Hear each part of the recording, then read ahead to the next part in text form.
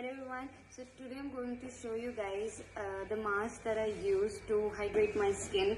It's a very effective mask. So very simple, very simple. So all you need is sabja seeds.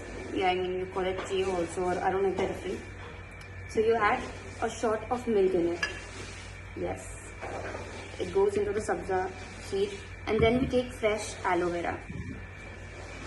So I'm going to open it. So this mask is very hydrating. It doesn't do anything for acne and all, but just nourishes your skin. And I think once a week, everyone should just, give their skin some nourishment. So I'm going to put some fresh aloe vera. I know it looks very, but it's very good. I love aloe vera. I think aloe vera is very good for your skin. So you can add as much as you want.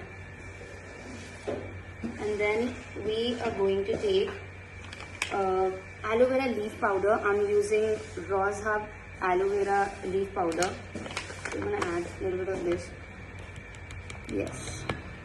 So now we have to wait for the seeds to absorb the milk, and then you're gonna mix it in a mixer, of course. And after you mix it, this is what it's going to look like.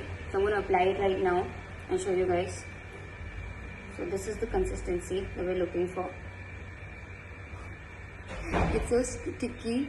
It's not going to stick well, but you have to stick it so that it hydrates your skin. So I'll be back after applying it.